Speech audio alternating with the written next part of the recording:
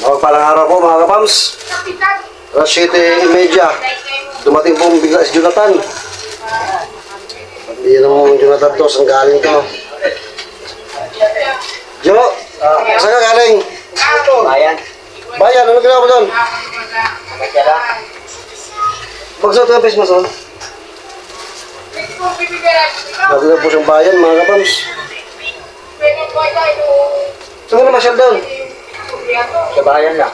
Ikot-ikot ka lang doon. Naglibang-libang. Ano nga sa... Dito nga po. Dito ka yun. Para mag-ipot. Hindi ka ano sa dito.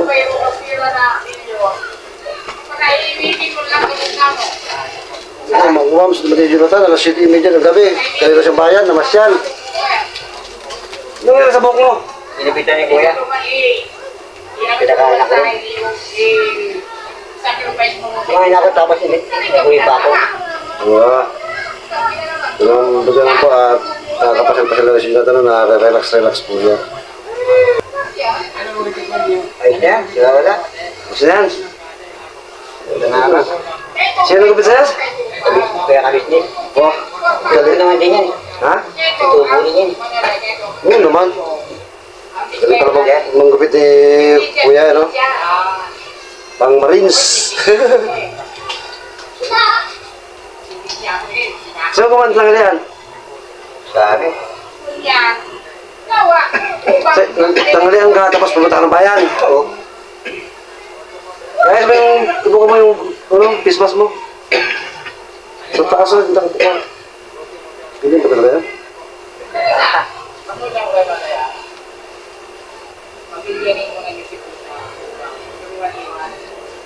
Hirap ng, ano galing po siya ng bayan daw, mga kapans. Saan kanina tinapay mo? Ito. Ah, At sakaw. ha? At sakaw. Ano, chow? Ah, yung ano, toasted bread. Oo. Ah, sige lang. Para may pagkain na. Nagkikita kayo natin, Jenny? Makapupunta rin eh. Bakit? Hindi ko alam. Ano na yung usapan ninyo, Kuya? Yung sabi mo, Na? lagay sa isnabalot eh. Okay naman sa kanya. Oo. Yun nga po talagang purpose natin mga kapams, target natin para kay Jonathan, para gumaling po siya. Kasi pag dito lang siya, ikot-ikot, hindi po siya gagaling eh. Yun lang po ang tayong paraan para gumaling siya. At hindi po, ang naging parte ko po, naging participation ko sa bagay na yun is yung pag-medical, Jonathan, yung pag-process, pag-antay, pagmamadali, para makakuha ka ng result. Kaya kung mapapansin niyo po yung ano niya, yung sa plema niya is para picture na po, screenshot. Kasi wala pa pong original, 1 month po yun. Pinadali na lang po natin, mapinadukot sa loob. At yun po, naging party ko, makuha yun. Ganyan yung pag-uusap. At naibigay kay Ate Jenny. At yun nga po kay Ate Jenny na mga kapams.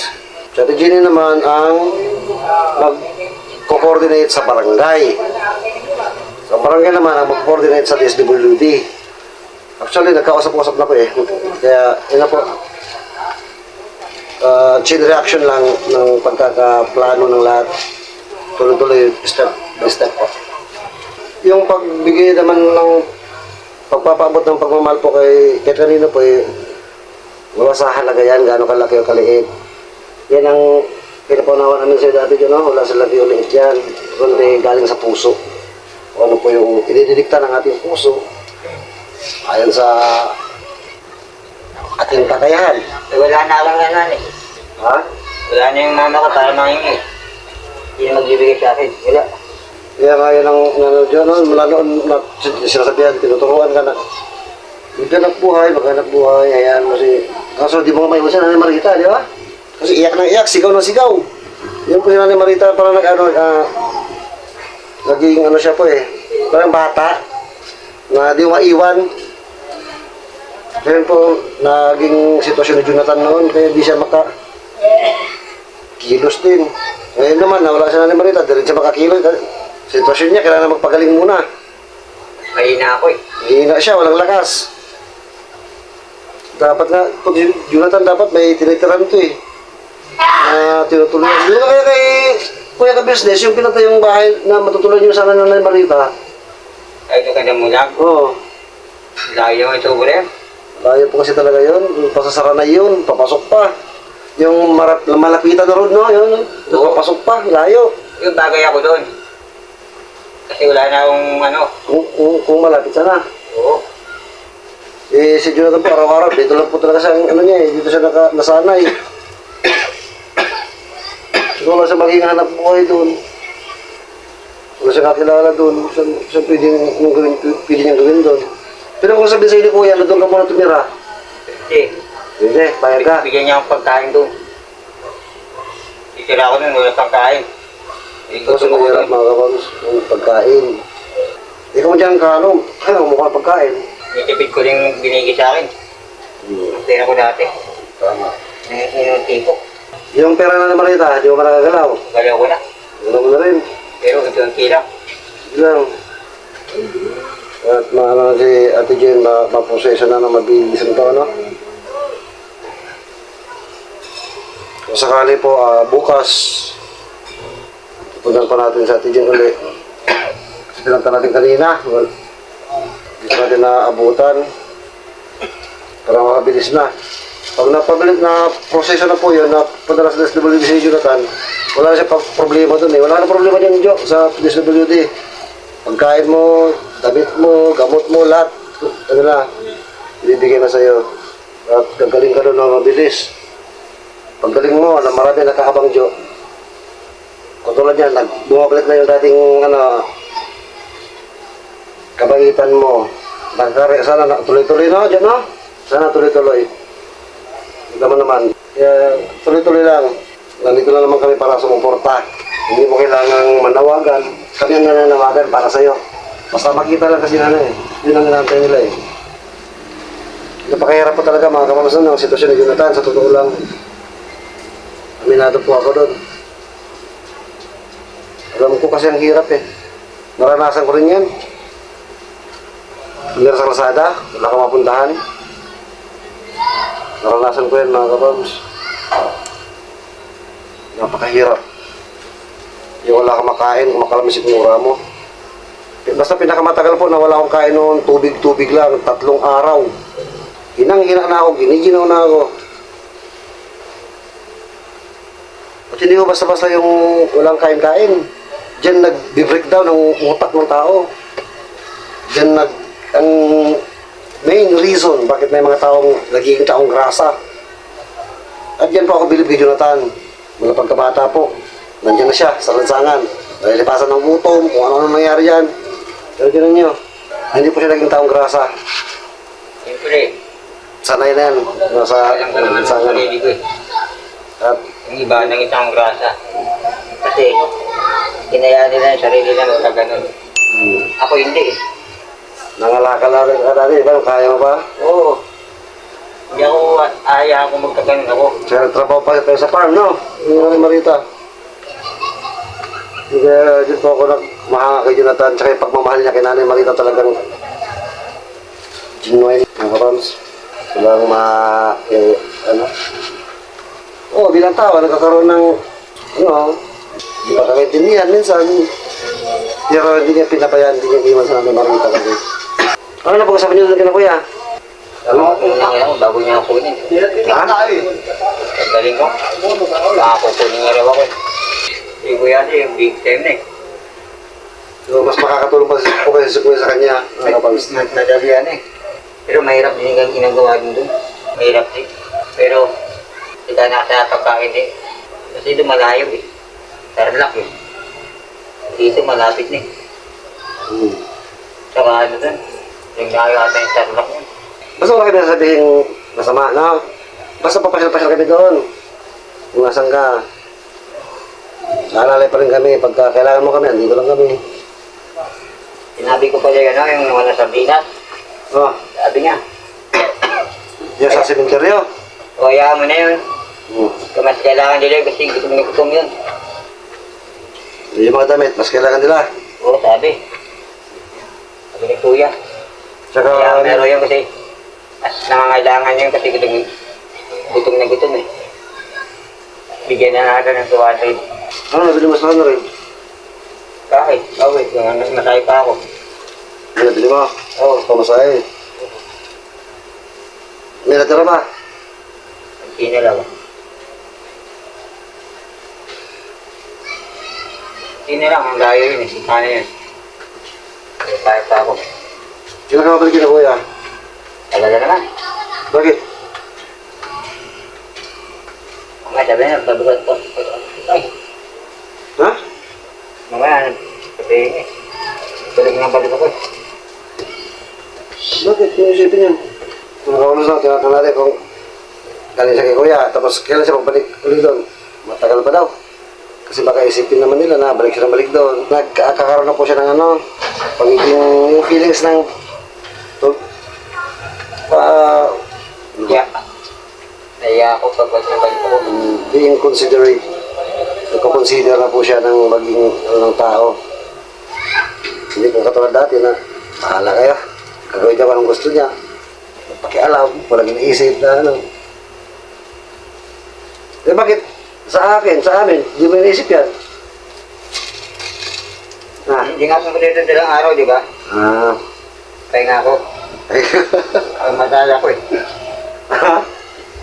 Pumasaya ko. Kaya nga eh. Hirap po ng sitwasyon na ganito mga kabams. Sana nga ano, ano tayo. Hindi mo na tayo maglakad-lakad kasi no? Ah, Saan ka rin ngayon? Sa bayan? Bayan. Tapos dahil ka bumaba? Oo. Tapos lakad ka dito? oo. Medyo malapit-lapit po yan. Pero sa ganyang kalapit po, mga siguro 50 meters, 100 meters, napakatagal niya makarating. Kasi ilang beses sa hihinto, parang pahinga. Wala na po, di na kayang ano niya, bagay niya kaya sana, no? I-follow up natin yung ano niya. Barangay, DSWD niya para mapabilis. Kaya pala, balik kami ng break doon sa phase 6, wala ka, di ka namin mahanap. Sinasawa mo. Yung na body. Wala ako doon. Ha? Wala ako doon. Yan ha? Pag nasa Jenny, tanong namin, di ka rin niya makita. Nag-iikot ko pala. Ano siya, galang-alala ako eh. Yung nandun kong mama ko, nandun ako sa tabi. Diba, pag pinupuntahan niyo kami, Yung nandun ako. tama, yung tama. Totoo po yun mga kapangs. Dati yan, nandiyan si Nanay Marita. Nandyan lang po siya, sa tabi ni Nanay Marita. Wala na. Ngayon, ito pa na nakaka-explore na po siya. Kalagala, unwind. Yun nga lang, magastos. Kasi pamasahe ka, pamasahe. Oo. Pero, on the good side po is makakano siya, makaka-relax yung utak niya. Makakalimot. Baga, makakapahinga sa stress. So, di ba tutulog doon sa tinutulugan niyo na dati ni Nanay Marita? Oo. Ano sabihin mo doon? Karton. Karton. Humingi ang karton. Tapos, hindi ka giniginaw doon. Yung ginawa ko. May kumot ka. Wala. Ang bihira ka. Hintay ang may ng kumot. Pwede mong gamitin kumot dyan para panglaban sa ginaw. Yan mo nakuha kasi yung sakit mo dyan eh, sa lamig. Magpahiga ka sa sinto. Hindi na mamaya. Mga kasi, natin mong ano ka mamaya. Hingin ako sa loob. Ato ko, lupa eh.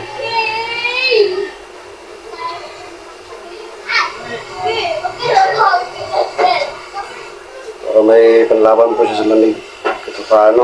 Kasi kung bahay po, naganda sa ngayon, di pa ito kaya. Yung bahay, alantahan, di pa, wala pa. Di natin kaya mga kapams. Kung tayo po may kakayahan sana, no? Noon pa. Hindi na bibitawan yung ano na. Na magkaroon sila ng tuluyan. Matutuluyan. Kasi silungan. Salo tayo ng baon ni Jonathan mga kapams. Para may kainin din siya doon. Kanin ulam.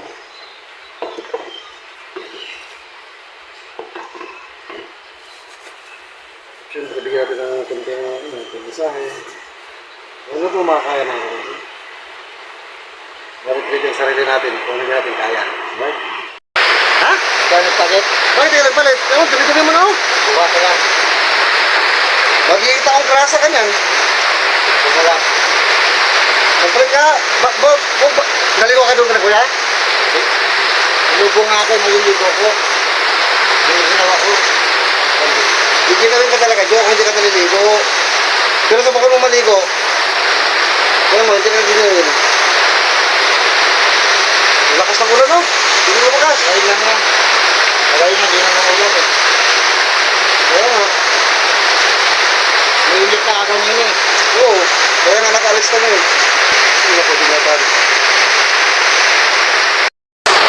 Mabagas mo ang ulan, mga kababs. Bukas, ngayon lang ulan. Paano ka makakauwi yan? Kaya ako. May pahig ka? May pahig. May pahig pa nung parang. Pagka na parang sa tricycle. Kaya ako. Pangako ako pala kuya. Alas 9 na, alas 9 G's. Nang gabi. Sa lahat nga po ng pagdapo kami ng Talano na mag-alcohol lagi, Christmas. Ginagawa po natin yan. Ang pag-iingat. Actually, nagbukas pa po kayo. Pagkatapos, pagkabalik dyan, ginagawa, nagbukas ako. Hagpat, minsan, naligo pa. Kasi, tanggap po natin. Tanggap po yung Jonathan yan. Kung gaano kadelikado yung sakit niya na makahawa. Kaya di nagtatampo yan kung sabihan natin na Christmas, ito. Alam po niya yun, naiintindihan niya.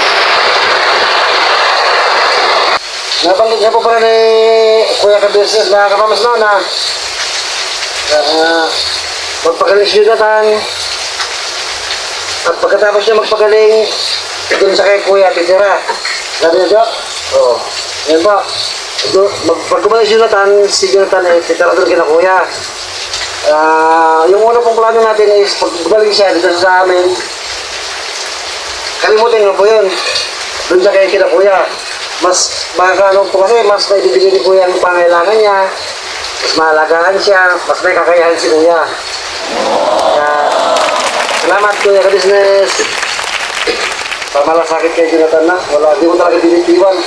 Tulad ng pangako mo. Mga dyan ha?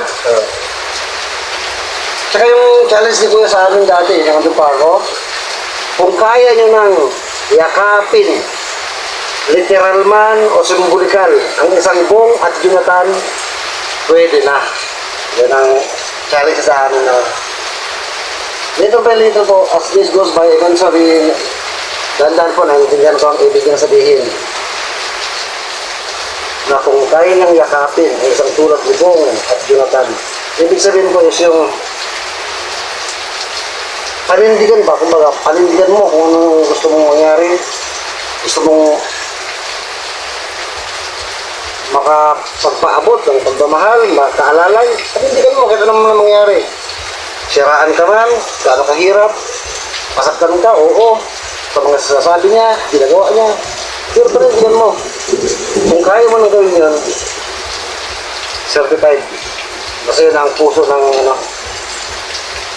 isang charity vlogger.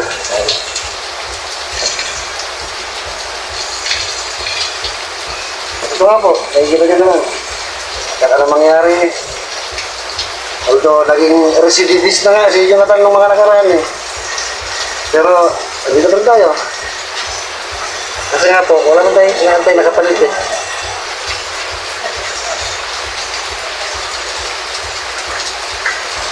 Lahat ng ginagawa natin, bukal sa puso. Nakakapagpasaya sa atin. Masaya tayo sa ginagawa natin. Right? Siyempre, saludo po kay Kuya Ka-Business, ang aking mentor. Sa totoo po, wala akong kaalam-alam sa vlogging noon.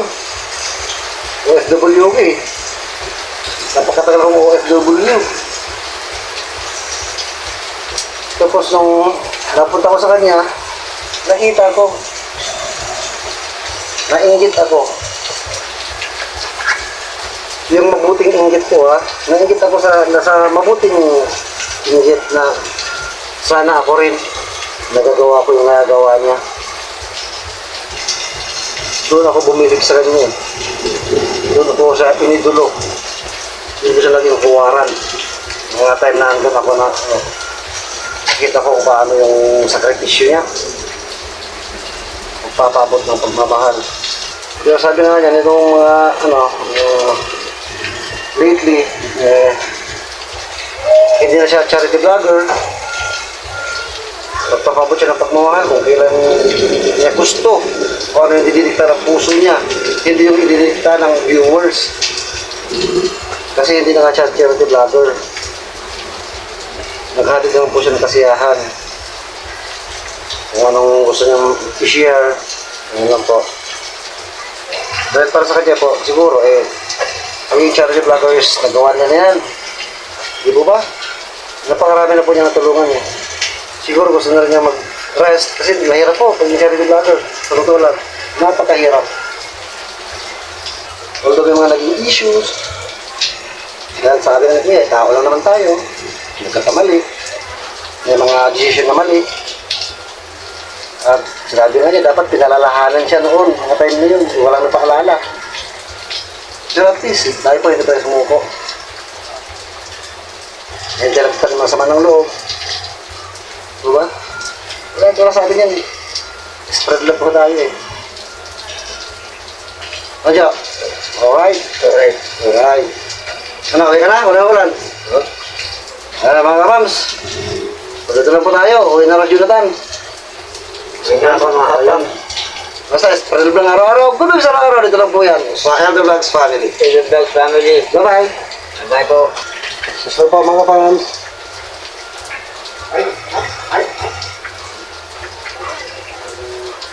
Kaya po sa inyo lahat. Adyo, lagay mo dyan itong ano. Tingnan pa tayo ng tingnan pa natin ng kanin tsaka ulam. Ayaw pa niya, ulam ng mga kabar. Ayaw niya niluluto. Nagluto ko ng manok. Ayaw niya. Gusto, sardinas na paborito niya raw. Ligo green. Mashallah. Bakit paborito mo sardinas green? Oo, pa yan. Hindi yan nakalimutan. Sardinas, Yung 79, M203. Okay. Ano pala yan? Oo, bagay. Ano tayo na, pamasahin mo, gano'n mo. Sige. Salamat sa Kuya Renji. Meron pa pala rito yung... Salamat po kay Kuya Renji. Binigyan akong pamasahe. 120. Saka kanin. Sardinas. Yan. Ito pa, may 120 pa pala rito ulit. Oh, marami na po. Marami na po. 240 na po binigay sa akin ni Kuya Renji. Pasensya na ka na Jonathan na, wala tayong ano. Maraming salamat kay Kuya Renji. Biga, kanin sa sardinas. Kasi po umuulan, wala siyang pamasahe pa uwi. Oh, dalawang araw hindi ako pumunta rito Kasi yun nga namamasaya ko. Naubos na yung pera ko. Kaya nagtanya akong 2 araw. Pwede na po maulanan na ano ng kalagayan niya para makasakay ng tricycle. Makasakay ako tricycle, di ako maglalakad. Hinihingal ako Sige na dyan, gabi na. Para ingat ka, basta tanapin mo na... Ingat mo Basta kung may problema, andito lang kami Salamat kay Kuya Renji. Sa wakas, nabigyan din ako ng pera. At ako pagkain. Sa wakas talaga. Ngayon kasi naman po mga kapam, hindi naman po lagi na nagbibigyan tayo kay Jonathan ng cash. Binibigyan natin pagkain ng lagi. Oo. Nagkataon lang ngayon kasi meron siya. Ulan po. Tsaka meron naman tayo. Ito pa, mag-share. O kung wala, hindi nagbibigay si Kuya Renji. Sa sunod naman, pagbalik mo, magbibigay po rin ako. Basta meron. Salamat Kuya Renji. Thank you. Pasensya na, kung yun lang. Okay lang to. Ayos na ako. Sige. Bukas, baka alis ka po bukas? Wala Baka punta ako bukas doon. sige. Ito palang ni Nanay Marita nasa iyo Oo nga, ito nga yung ID. Ito pala yung ID na Nanay Marita mga kapams na hinahanap natin. Pambihira si Jonathan. Nasa bag niya. Ayuda yan eh. Nasa ayuda to. Bigay ng bigas. Yung may COVID. Iniwan ko sa bag. Ano pala sa kanya eh. Ingatan mo yan ha. Ingatan mo yung mga ID ni Nanay Marita. O sige na, ingat. Oh, sige. Sige na, bye-bye. Salamat, bye-bye. Thank you. Sige na, sige. Tara na. Baka lumakas naman ang ulan. Oh. Sige. Ingat. Diba mga kapams, umuwi na po si Jonathan. Kasi tumigil naman kundi ang ulan. Eh, sinamantala na natin na huwag nang aksayahin yung binigay na pagkakataon ng ulan. Na makapunta siya sa sakay ng tricycle at makauwi. Gabi na rin.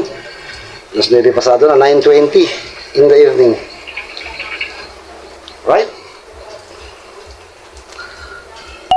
Ito pong palig tayo ng mundo naroroon mga kapams. Ingat.